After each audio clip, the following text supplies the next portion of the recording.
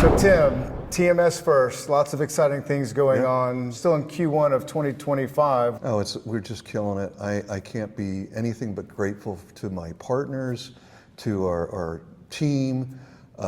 We are lighting up the largest midstream operator, the largest appliance manufacturer, the largest electronics manufacturer in the world. And I just feel grateful to everybody that's worked with us. And it's about time. At the same point, we built the first global system back in 1999 ever in TMS and just killed it there. And we were in the upper right-hand quadrant of Gartner, and we're coming to take it over again, quite frankly, because we're replacing all the old applications out there and some of the new ones.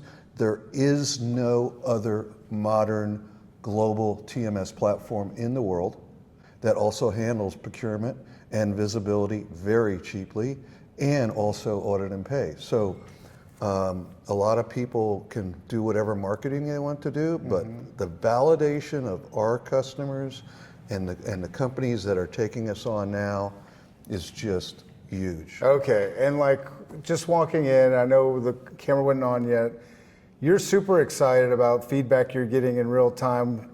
Talk me through that. What is the feedback? What is this sense of excitement? Why? Oh, I went to a regular customer meeting today, and I sat down with Sajjan, a VP of a major chemical company distributor worldwide, and they're live with us in 120 countries. And he goes, "Have you seen the automation that you guys just provided, just released?" He goes, "Do you realize that you can get this live with ocean, rail, and trucking worldwide in 30 days, hooked up to SAP without a doubt, and be doing track and trace immediately?" And that means Africa? That means Africa. That means Africa. They do business in Africa. That means the Dominican Republic?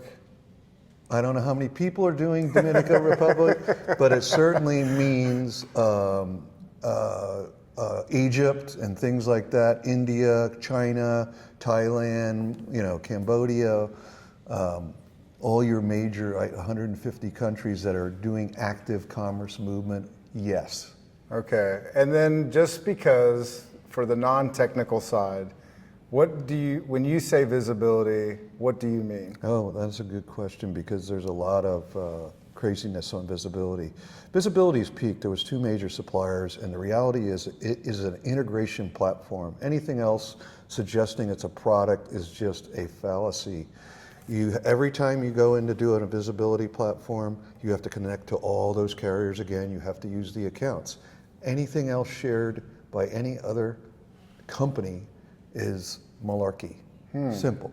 So yes, data is number 1. Yes, estimated and predictable ETAs are number 2.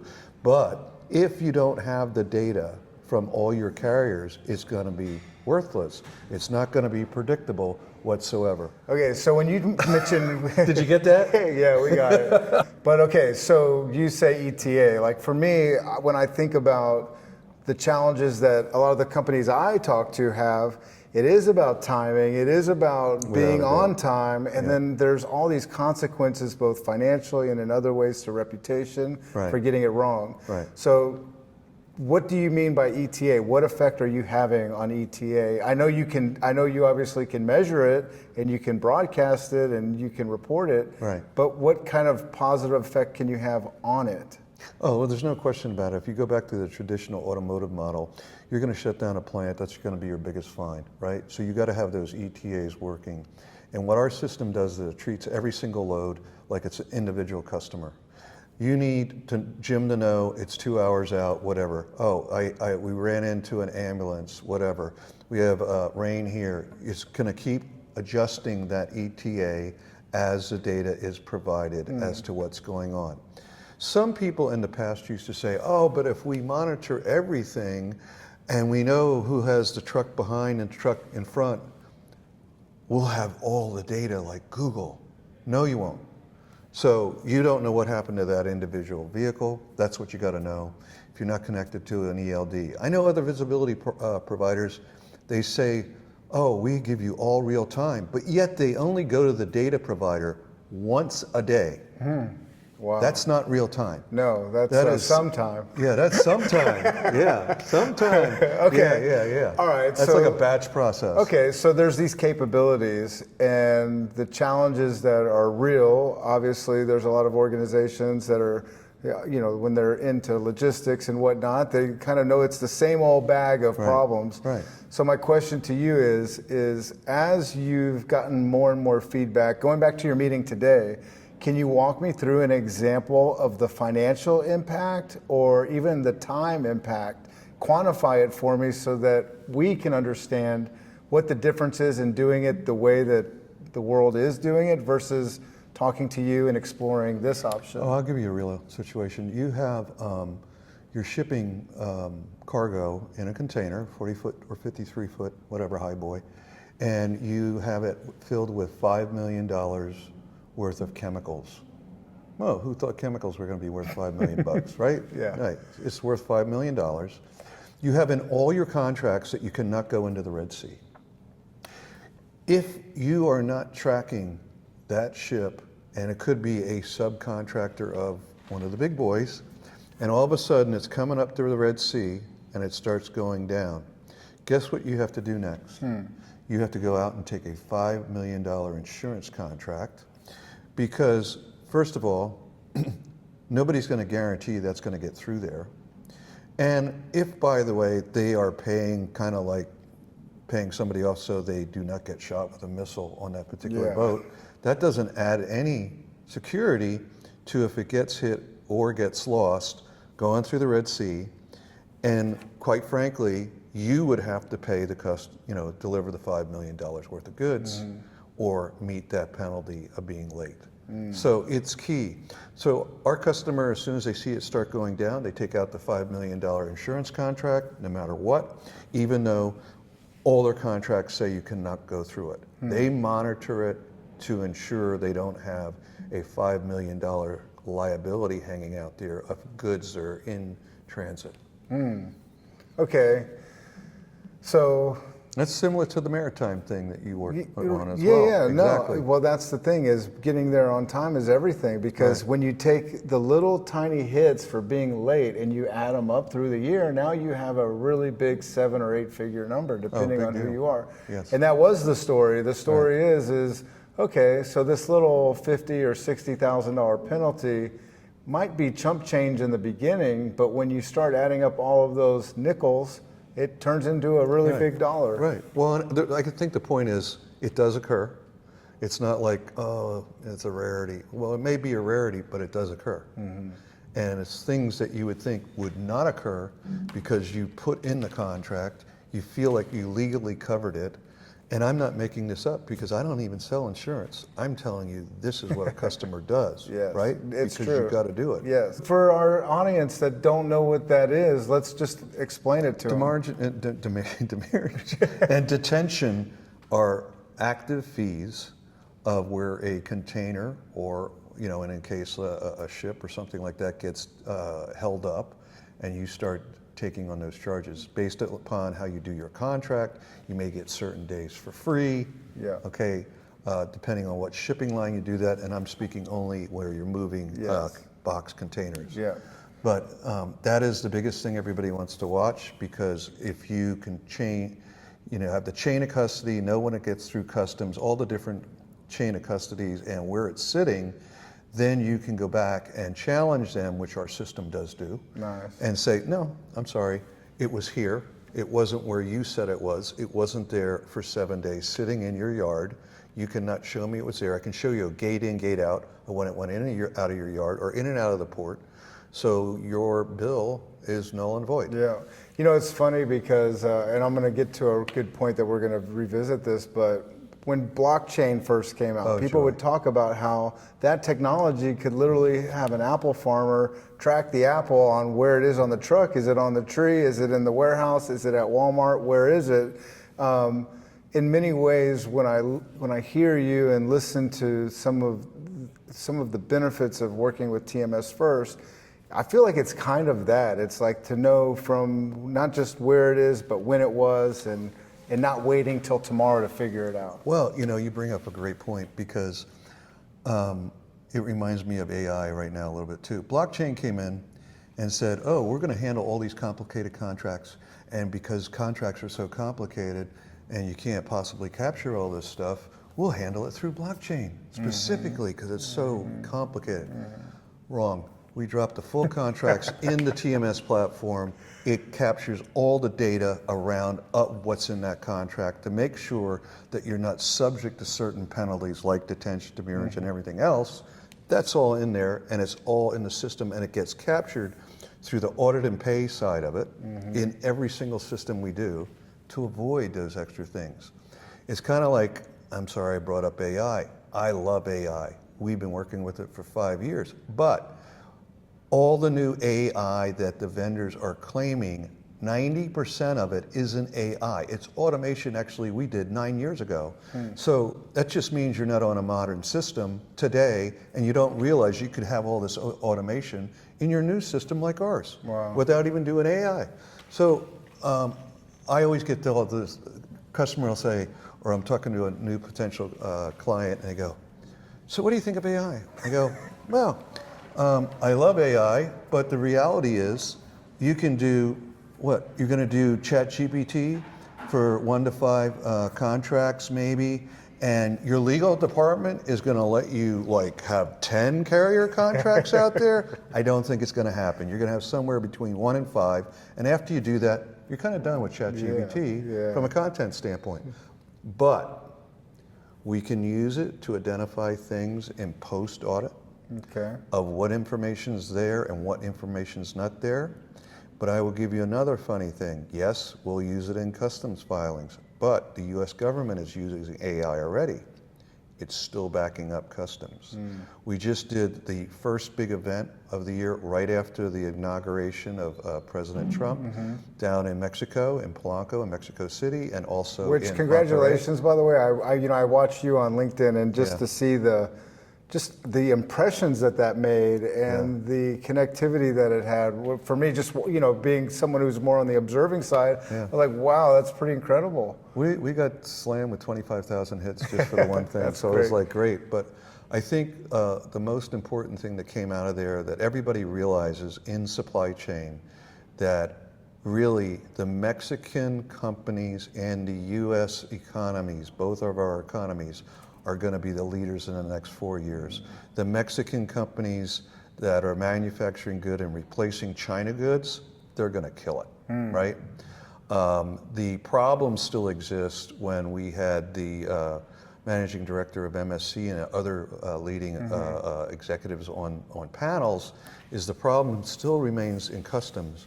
Even though you do a CT-PAT certification to make sure that you get the fast lane with your truck going through, doesn't mean you're going to get through on the customs side.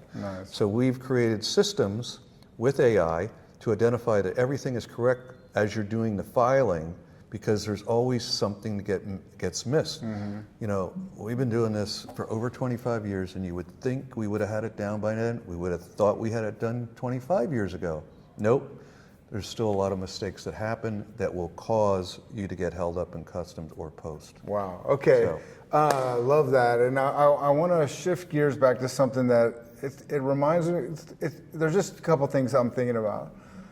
One is that when I think of these vessels, from an insurance risk standpoint, the energy traders that we're seeing often. Yes, what are things that change the way delivery times and ETAs get represented? Depth of seas, weather. Drafts. Sure, there's political risk and you can have embargoes and all that, but there's a lot of natural things that could create a problem. So here's my question. When it comes to the ports, just like in COVID, where I remember you telling me about how like the port in Long Beach or whatever, that there could be 50 ships that are behind. So even though you're on time, you're number 51 and you're going to be waiting. So how does your product handle with the tracking, with the ETA? Is there something, am I correct in my assumption that it actually would factor in all of those items as well? Like, would I know that even though I'm okay and I'm on time, because there's 14 other ships that were in front of me, that the depth of seas caused a problem. Do I have a delay? Does it tell me? Oh yeah, absolutely. So let's just jump out of COVID, because everybody wants to get beyond COVID. It just happened again. So there was a tremendous amount of push to get a ton of stuff out of China and Asia into Mexico, hence to try to avoid the tariffs. So I know already that there was late stuff that came to into the retail, like, I don't into the even port think of this after stuff. Christmas Yes. because of the big surge, right? So what does that really mean? Well, I know companies like TJ Maxx will buy stuff on the water, off the water, anywhere. So if you're the manufacturer, you just missed the market, right? Your goods got in the second week of January, wow, you totally missed the market. They're going for sale immediately. So you had the choice to actually sell them while they were on the water.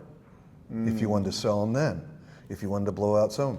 You knew that if you knew that you still had 100,000 SKUs of these black shirts that were sitting and they weren't moving through Christmas for some reason, and black was supposed to be hot that year, you would start liquidating those things even before they even came in there, because you could know about the delay. Yes.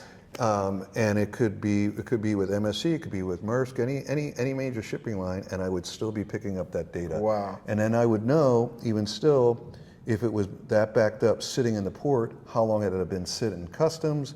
Did it clear the gate? Did it get through the inspection? We look at every single process, and you get notified, whether you're the shipper, consignee, whatever, to know what's going on with your material, so you can make a decision if you're going to not make the market time, because the main thing is revenue recognition.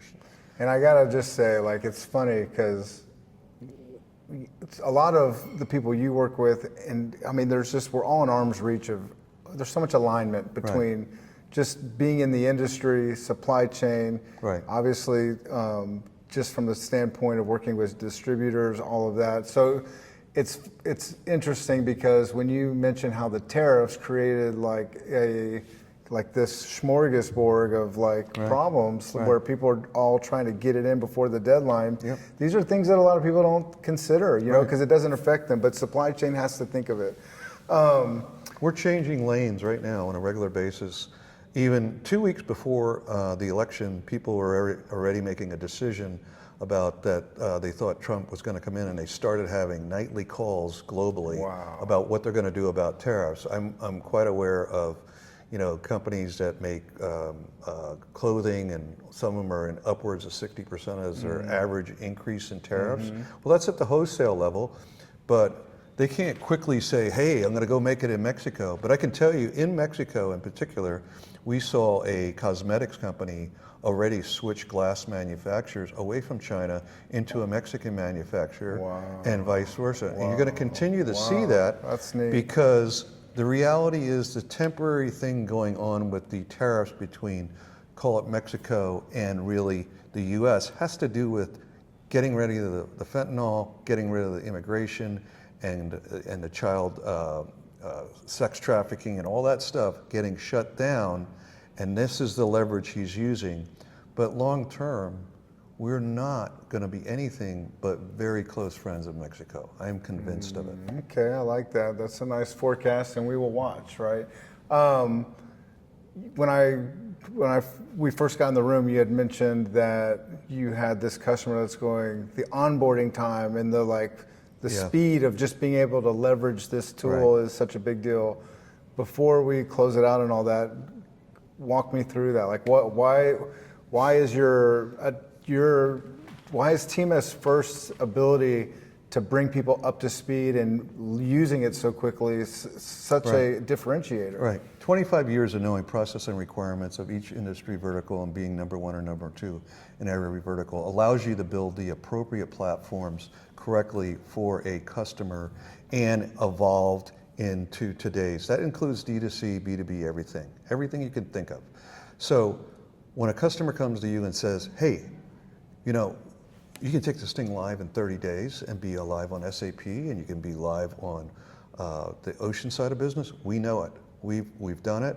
Rail, we can take you up immediately all you got to do, literally, all you would have to do is submit the LOAs for your rail cars, and I could get you ping started right now. Wow. With the trucking, it's the normal. LTL, everything should be on API direct connections, including any tariff adjustments, and then it's full truckload. The only thing that you would need to understand there is if you were doing a hot shot business, more different than an expedited. We've been doing that for 15 years. We have mobile apps way before Uber had them on any lat long. So the point of anybody adjusting their supply chain due to tariffs, due to the Red Sea, due to whatever's going to come next in this world, because God knows it's going to come. We just don't know what it is or what day of the week it's going to be. And everybody in supply chain is convinced of that. It's never going to go away. So to be able to pivot your supply chain, your network, and at the same point, instantaneously have procurement access, for example, to 300 of the largest shippers of the short-term contracts for every lane and the long-term contracts, with your contracts in the system, and to go out to the marketplace if you have to go to the spot market. You can do that instantaneously. You don't need to wait for some data to show up. It's all there live. Nice. So it's exciting for the customer to just make it happen and make their life easier so they can work on other things that are more important that day. Love it. All right. Well, before we close out, is there something on your mind that you want to just make sure we add into this interview?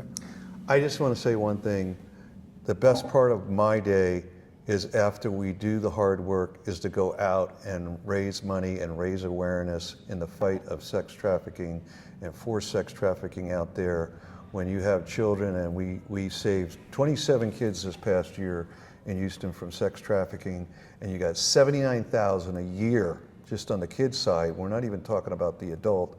And now the whole thing is bigger than drugs, $254 billion problem for sex trafficking.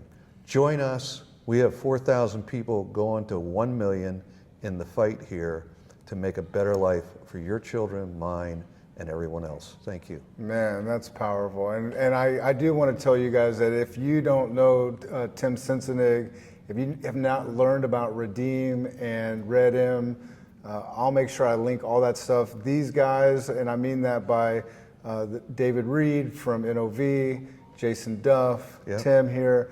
These guys are really, they spearhead this project. They are at it all the time. And the whole reason why I'm even able to put this together is I had them all in the same room because they're doing a special event for Redeem. Exactly. So I would just say this, be brave. Come out and join us. Save some lives. I love it. Well, how could that go wrong? Thank you. And thank you. Tim Sensenig, thank you Good so to see much. you again. Yeah, I love it. Great. Liar.